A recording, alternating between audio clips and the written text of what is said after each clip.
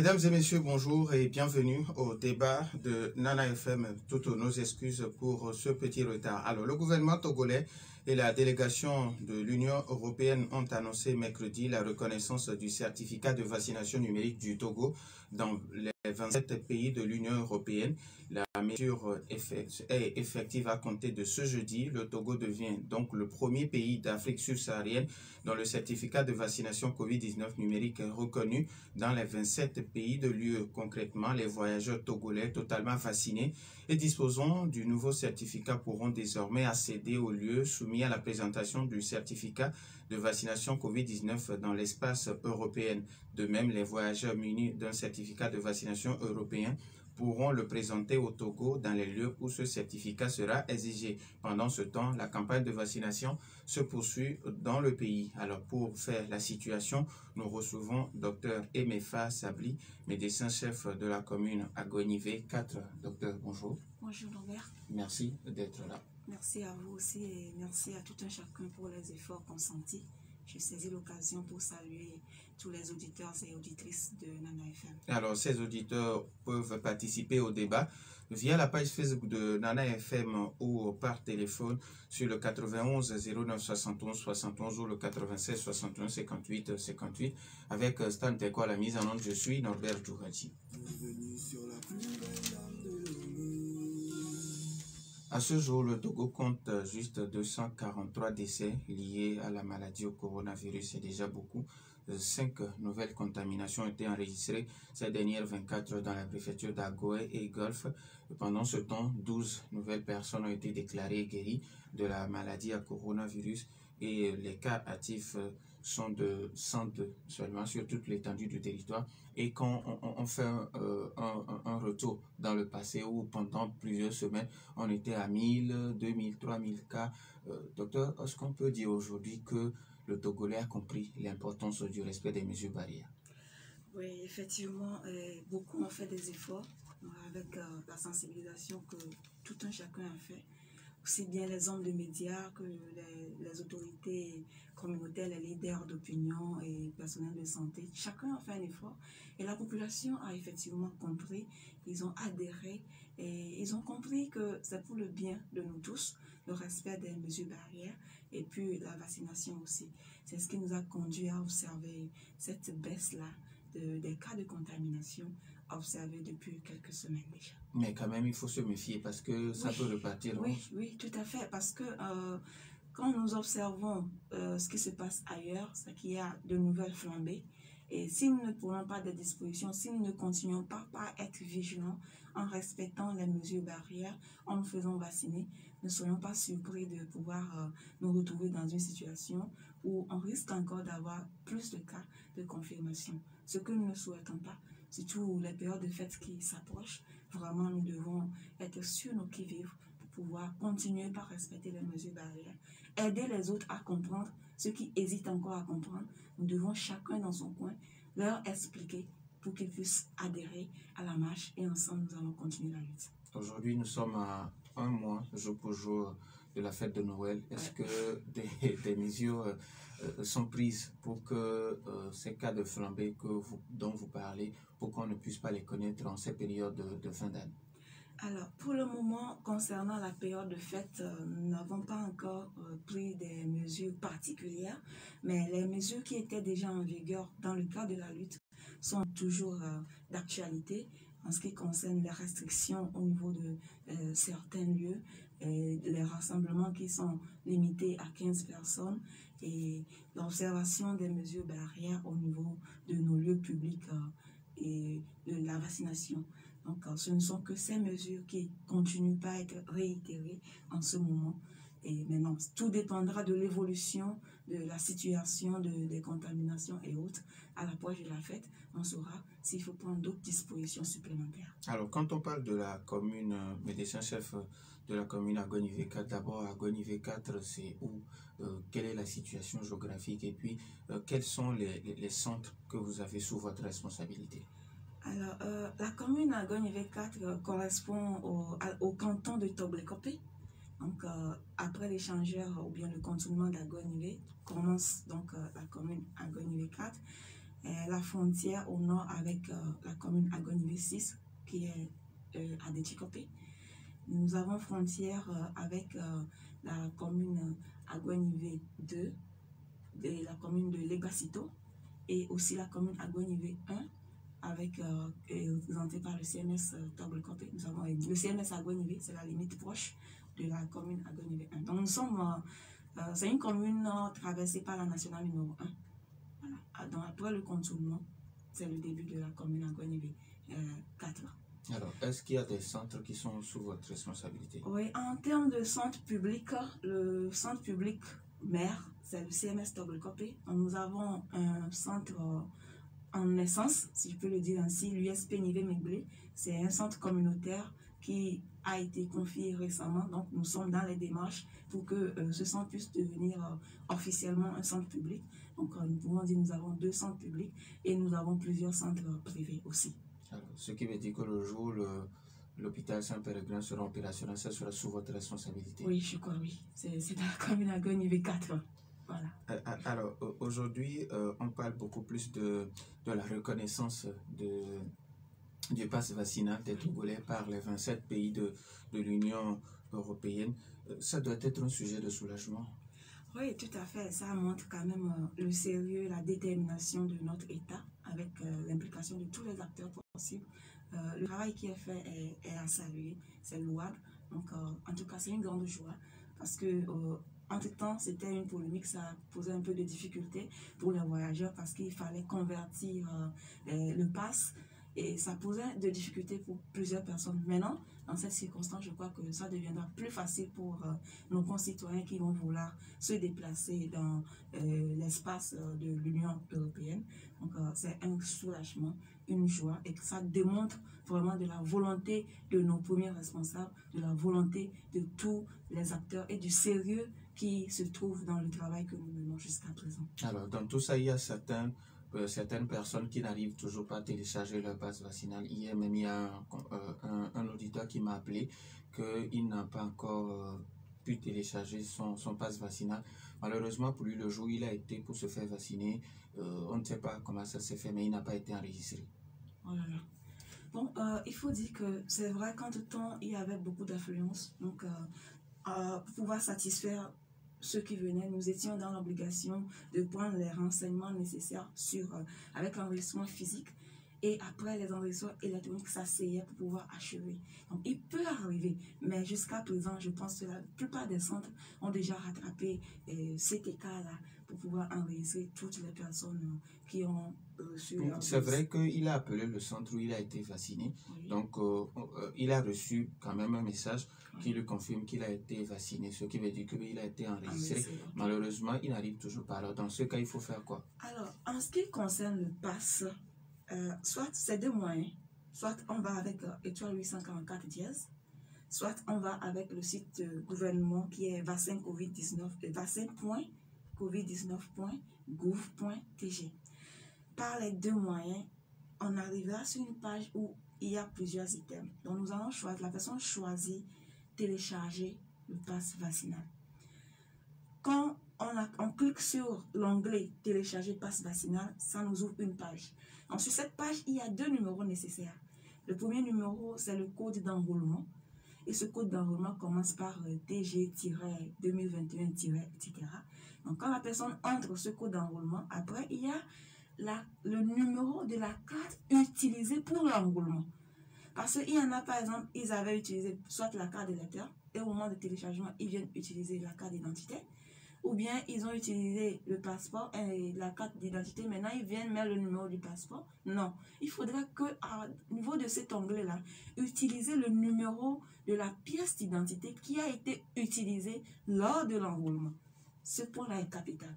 Maintenant, si c'est fait, il y a un code qui est envoyé sur le numéro de la personne. C'est pour s'assurer qu'effectivement, c'est la même personne, pour que d'autres personnes n'aillent pas détourner le pass d'une autre personne. Maintenant, avec ce code-là, la personne, il y a un onglet qui va apparaître, donc il saisit ce code dedans et ça lui donne maintenant accès à sa page de vaccination. Après avoir eu accès à la page de vaccination, il faut vérifier ces informations. Est-ce que le nom, le prénom, c'est bien écrit, la date de naissance, toutes les informations afférentes. S'il y a erreur quelque part, alors il y a un endroit où on associe un fichier. Alors, on scanne la carte utilisée pour que celui qui va valider le pass puisse avoir les confirmations que oui, c'est l'intéressé et tel qu'il écrit son nom actuellement, c'est correct. Et on le soumet. Maintenant, s'il n'y a pas du tout de faute, alors à cet instant, on peut facilement télécharger le pass. Le problème ne se pose pas.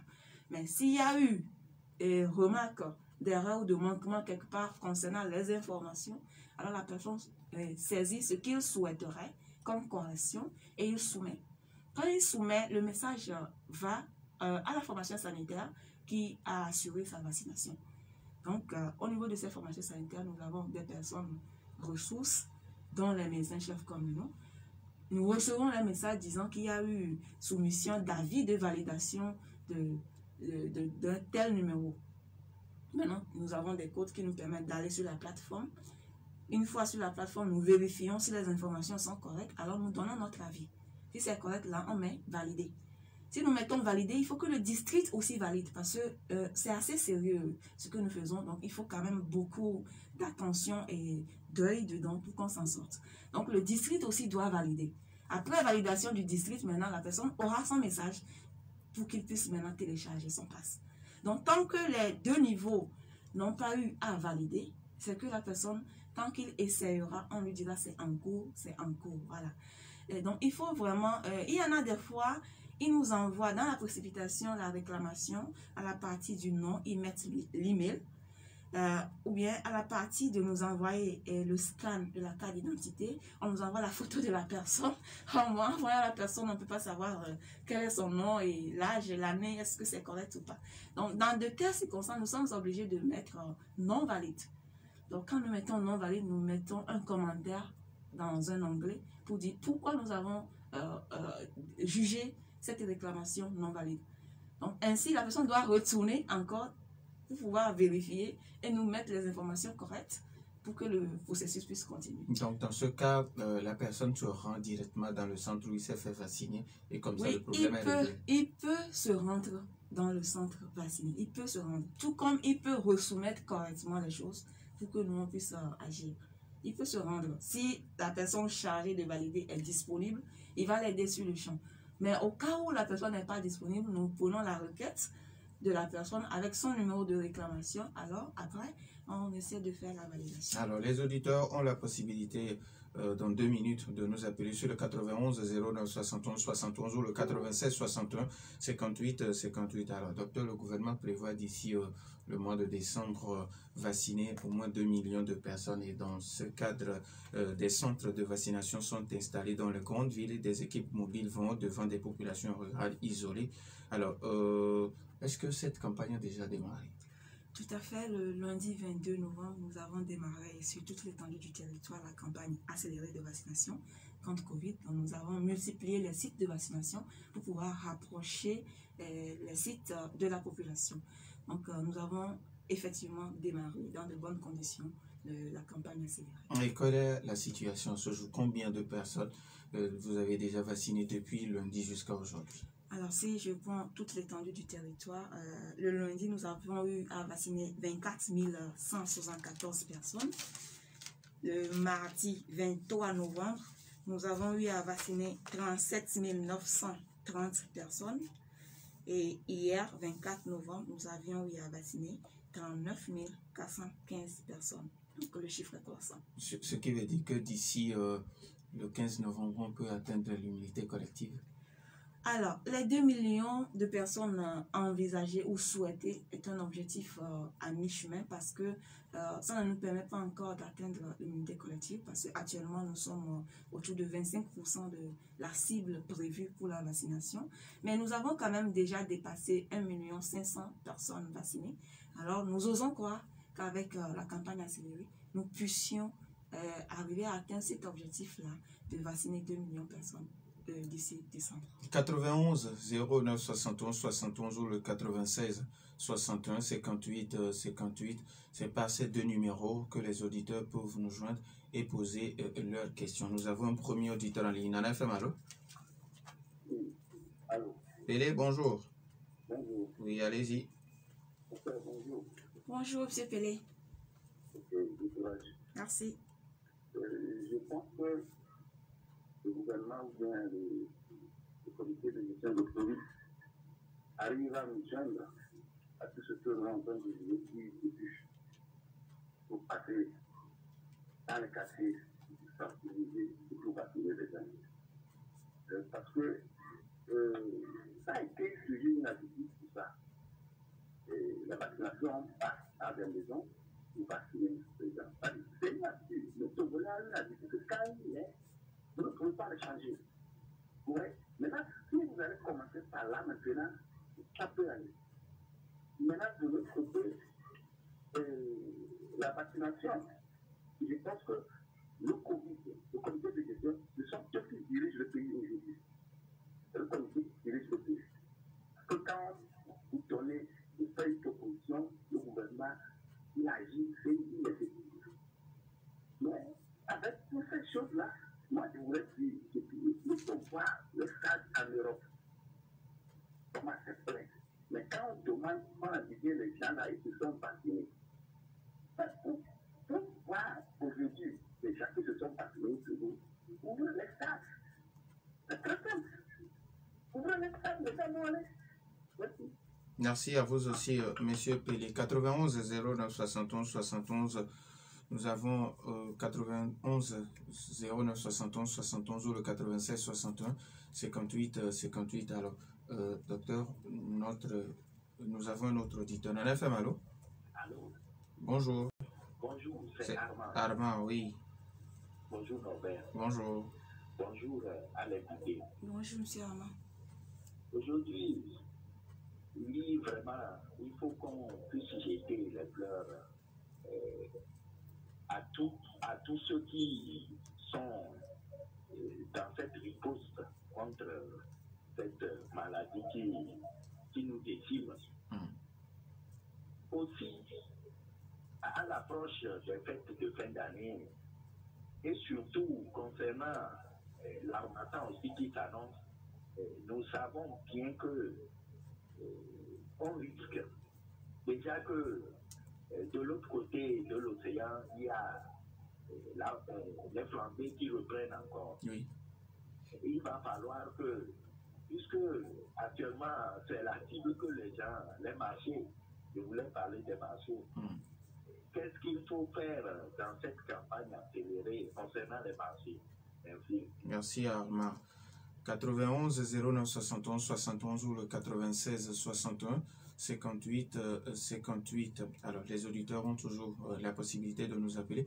Docteur, avant de répondre à ces deux auditeurs, sur la page Facebook de Nana FM, Joseph Dalmeda qui écrit « Bonjour, vu que le pass togolais est conforme au pass des États de l'Union européenne, est-ce qu'un Togolais détenteur du pass européen sera encore soumis au test Covid à l'aéroport international Gnassingbé et Yadema s'il descendait en payant encore les 25 000 ?» D'accord. Bon, concernant cet aspect, je pense que jusqu'à présent, il n'y a pas encore eu de communication par rapport à un changement de stratégie.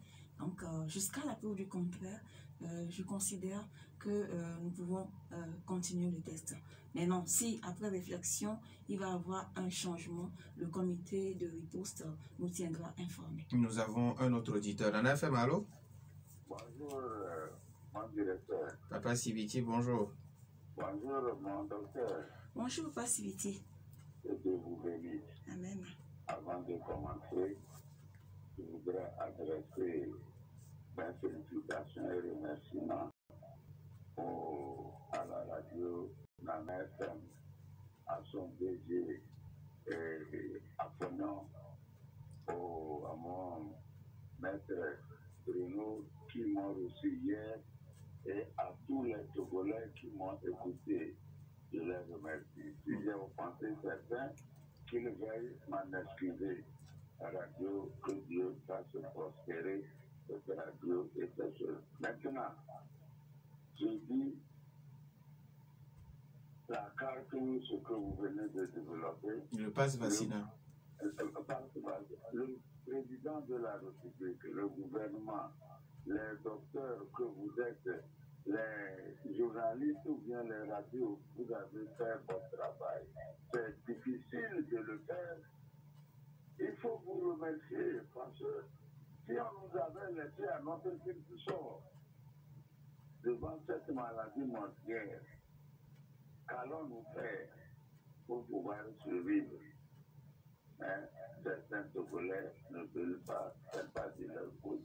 C'est l'habitude de certains qui passent tout.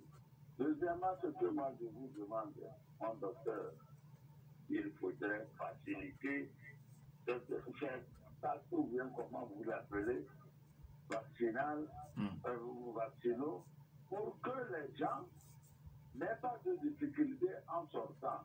L'Europe et l'Afrique, que notre président fasse tout pour qu'ils s'entendent avec l'Union européenne, pour que nous soyons, qu'on nous facilite la tâche, comme il nous a facilité cette maladie, les produits de vaccination. Merci beaucoup. Merci à vous aussi. Nana FM, allô? Allô, bonjour. Michel, bonjour. Bonjour, madame. Bonjour, madame. Oui, bonjour, Michel. Madame, vous êtes, permettez-moi, vous êtes scientifique et j'aime toujours suivre un de vos professeurs, qui est le professeur David Dosset, qui a toujours voulu qu'on pose les problèmes scientifiquement. Moi, je ne veux pas parler de la reconnaissance ou non d'un passe parce que ce n'est pas ça l'essentiel pour les Togolais. Moi, je veux que les Togolais soient à l'aise, ces jeux. Et là, je suis comblé déjà. Maintenant, je viens à la situation qui règne dans les pays occidentaux dont on parle, qui a flambé. Est-ce que ces gens ne respectent pas les mesures barrières? Est-ce que ces gens-là, ils n'ont pas été vaccinés déjà plus de 2 fois, 3 fois? Et là, les questions se posent. Comment se fait qu'il y a cette flambée-là? N'y a-t-il pas d'inquiétude pour dire qu'en réalité, le vaccin souffre d'une certaine efficacité? Et donc, je continue pour dire, pourquoi c'est toujours en hiver qu'il y a flambé et pas pendant d'autres saisons? Est-ce qu'il y a l'hiver chez nous ici? Maintenant, si je viens à notre pays, la mesure barrière, est-ce que vous avez audité des études ou commandité des études pour prouver que c'est le minimum de vaccins que vous avez donné ici aux gens? C'est ça qui a amené cette baisse drastique? Ou bien c'est le respect des mesures barrières? Parce que là encore, j'ai à dire, il suffit seulement de voir les gens sur la moto avec un cache-nez, mais quand vous rentrez dans un bon secondaire ou vous rentrez dans une maison, personne n'a cache-nez.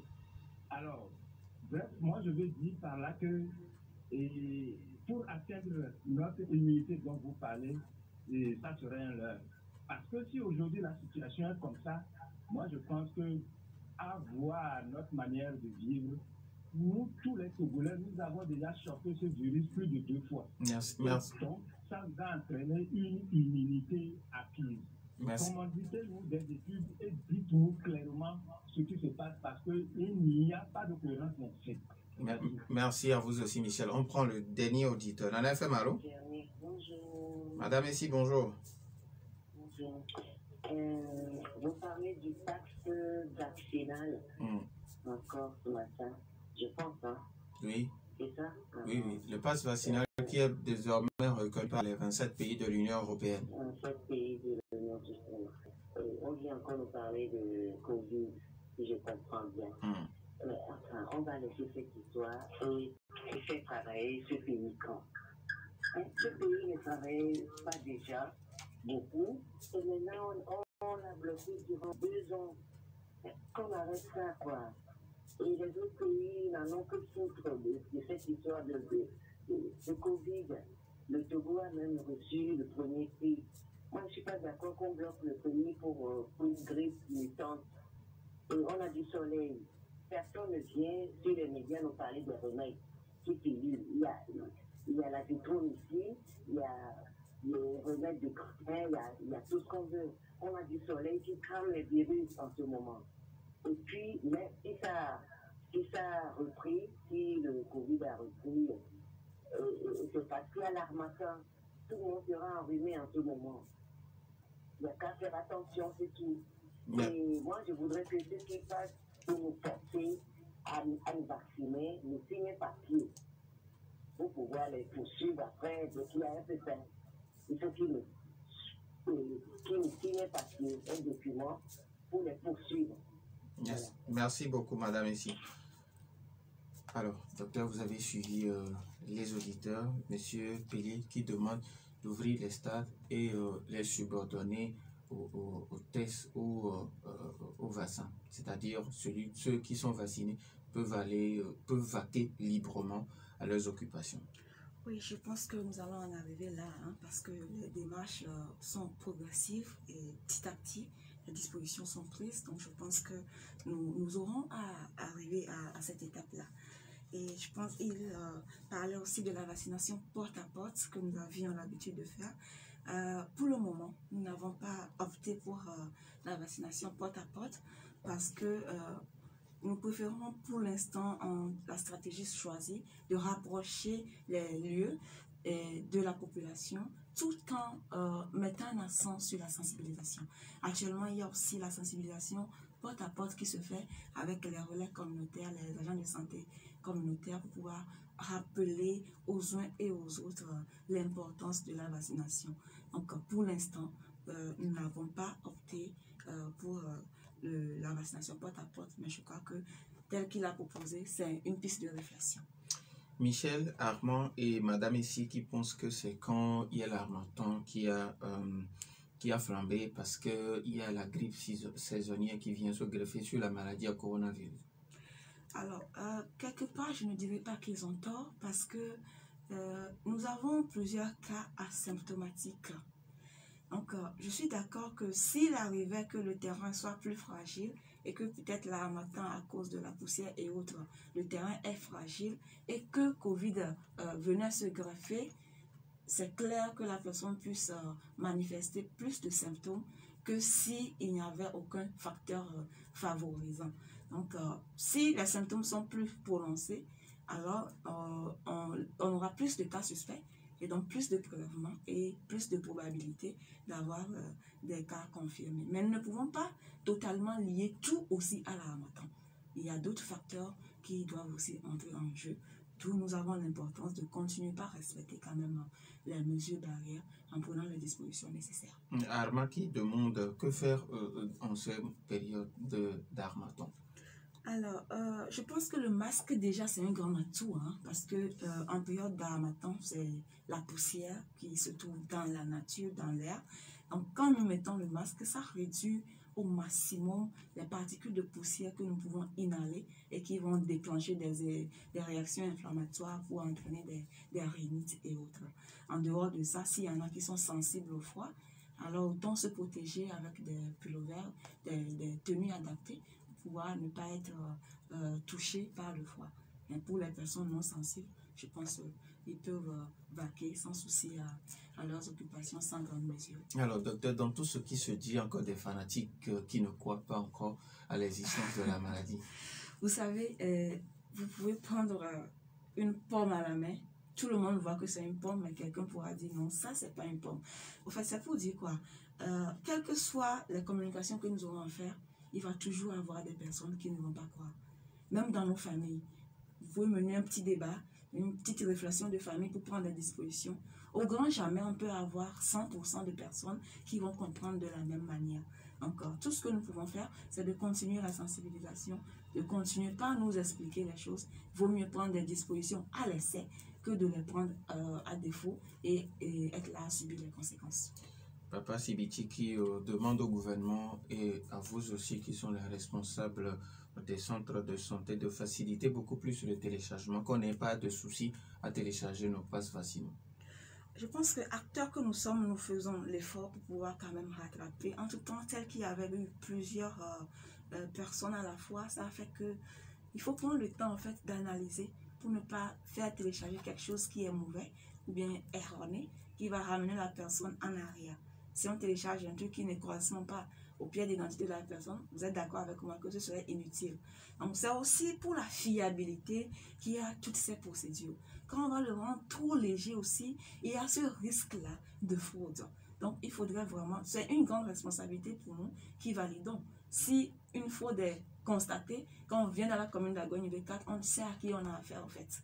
Donc, bon, tel qu'il a dit, je pense que acteurs que nous sommes, nous allons faire de notre mieux pour pouvoir agir beaucoup plus rapidement, pour que les gens puissent entrer en possession de leur passe. Selon Michel, c'est vrai que dans les pays européens, on constate des flambées, à l'instar de la France où on parle actuellement de 5e vague. Les gens là-bas se sont fait vacciner une fois, 2 fois, 3 fois d'ailleurs. Alors, est-ce que on peut dire que le vaccin souffre d'inefficacité?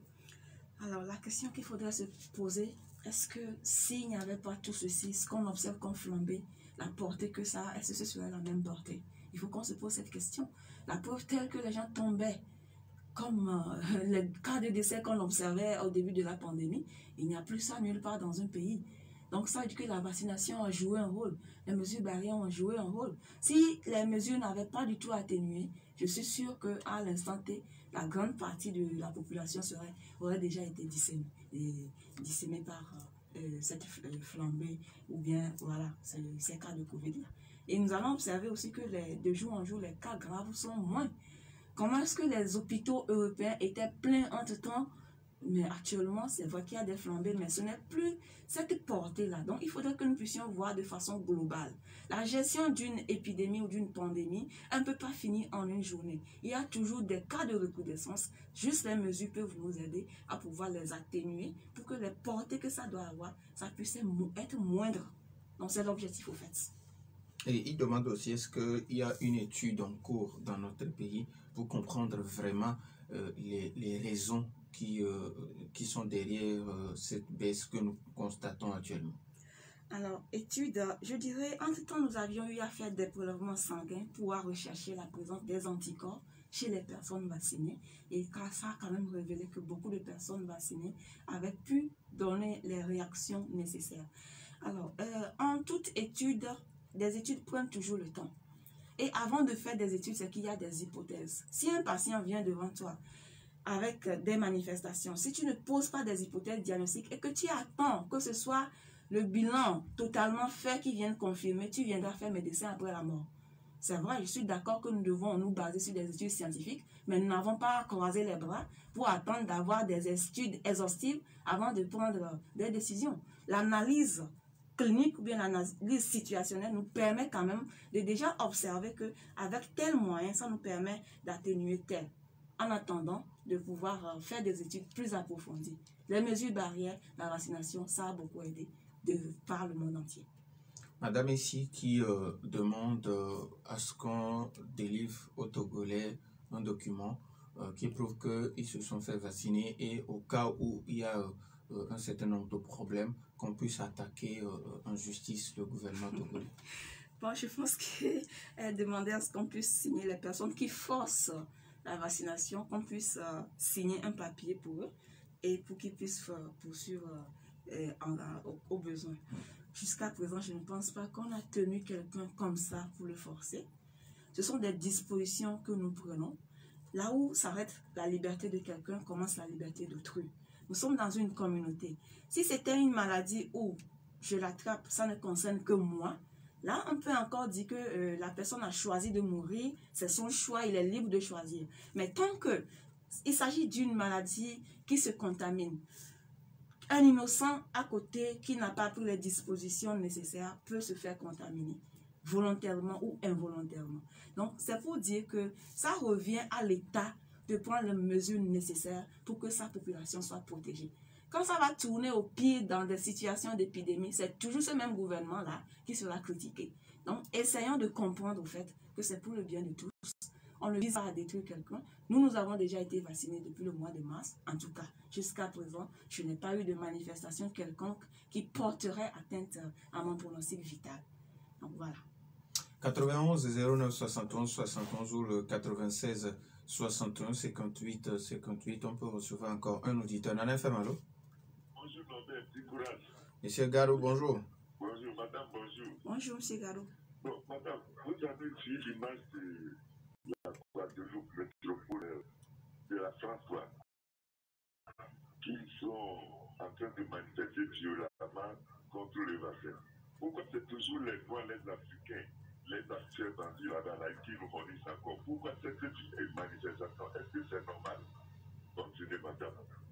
Merci à vous, M. Garo. 91 09 71 71 ou le 96 61 58 58. Alors, docteur, vous avez suivi les questions de M. Garo qui pense que c'est toujours les Noirs qui revendiquent. Alors, je ne pourrais pas porter de jugement par rapport à cet aspect, mais tout ce que je peux dire, c'est que je pense que dire que c'est normal ou anormal, je ne peux pas trop me prononcer, mais je pense que chacun est peut-être un peu libre, hein, entre guillemets, de faire ce qu'il pense, mais il revient à la loi de juger et de pouvoir mettre chacun dans ses droits, comme cela se doit. Alors, nous avons un autre auditeur. Nana FM, allô? Allô? Oui, bonjour. C'est Marina. Marina. S'il vous plaît, vous recevez, c'est incroyable quoi. Mais quelqu'un africain qui dit que les Africains relèvent, mais lui là, Monsieur Marina, s'il vous plaît. Monsieur Marina, s'il vous plaît. Votre question, s'il vous plaît. Monsieur Marina est parti. Je voulais nous faire comprendre à tous que ce débat est libre, où chacun est libre quand même d'exprimer ce qu'il pense. Donc, on ne va pas se jeter des pierres ici. Alors, madame, pour finir, vous allez encore une fois rappeler. Ok, on a un dernier auditeur. On a un FM, allô? Allô? L'auditeur est parti. On va rappeler les mesures barrières. Alors, merci. Parmi les mesures barrières, nous avons la distanciation sociale, veiller à éviter tout contact, le port de masque. Quand on veut aller en public, il faut qu'on puisse se protéger en portant le masque. Le lavage régulier des mains avec l'eau et du savon. Et à défaut de l'eau et du savon, on peut utiliser du gel hydroalcoolique, mais de temps en temps, il faut quand même arriver à se laver la main avec l'eau et du savon. Et à part ça, s'il arrivait qu'on n'a pas encore mis nos masques et qu'on a envie d'éternuer, de tousser, n'oublions pas de le faire dans le creux du coude pour éviter d'éclabousser des postillons dans la nature. Donc voilà un peu les mesures barrières. Et rappelons que ces mesures barrières nous permettent de nous protéger contre d'autres maladies aussi. En ne voyant pas que Covid, mais comprenons le bien fondé de tout. Le lavage des mains, ça nous protège des maladies de mains sales, des maladies diarrhéiques et autres. Le port de masque, ça protège beaucoup contre la poussière et donc les cas des rhinites et autres. Et la distanciation sociale, s'il y a des pathologies qu'on peut se contaminer avec le contact, vous êtes d'accord avec moi que ça permet aussi quand même de limiter ces risques-là. Donc voyons la portée ou bien tout ce que ces mesures nous apportent comme bien. Et comprenons, ce ne sont pas des impositions, mais c'est pour la santé collective. Si vous avez un message à l'endroit de la population. Alors, c'est leur dire de ne pas avoir peur, de pouvoir vraiment adhérer ensemble pour qu'on puisse aller de l'avant. Ceux qui ont déjà eu leur première dose de vaccin, de pouvoir venir prendre leur deuxième dose. Et ceux qui hésitent encore, venez vous faire vacciner. Vous n'avez rien à perdre. Vaut mieux agir en excès que de le faire par défaut. Merci. Alors, on se demande, est-ce que le vaccin Johnson & Johnson, il y en a encore? Parce que la plupart des auditeurs demandent, bon, là, on préfère le Johnson & Johnson, on sait que c'est une dose unique. Bon, c'est vrai que beaucoup disent qu'ils préfèrent le Johnson & Johnson. Actuellement, nous avons du Johnson en stock, mais nous n'avons pas encore commencé par l'utiliser parce que nous n'allons pas stratégie. En quel sens? Si par exemple, vous êtes d'accord avec moi, si j'ai deux produits et que le premier, l'un va périmer dans 6 mois, l'autre va périmer dans 2 ans, dans 1 an, vous êtes d'accord avec moi que je vais aller de façon stratégique pour ne pas gaspiller les ressources mises à contribution pour pouvoir l'obtenir, utiliser d'abord ce qui va périmer en premier. Et ça, c'est dans la gestion des intrants médicaux en général. On utilise ce qui va périmer en premier avant d'aborder l'autre. Donc, Johnson & Johnson, mais utilisons ce qui existe. Nous, personnels de santé, nous l'avons utilisé. Les hommes des médias les ont utilisés. Nous sommes tous bien portants. Nous sommes vos voisins, vos proches, vos membres de famille. Nous sommes là, alors n'ayez pas peur. Nous disons merci à Dr Remefa Sabli, médecin-chef de la commune Agoni V4. Merci à vous aussi pour votre fidélité d'écoute à Nana FM. Fin de ce débat, mise en onde par Stamteco. Je suis Norbert Djouvadi. Bonne suite de nos programmes.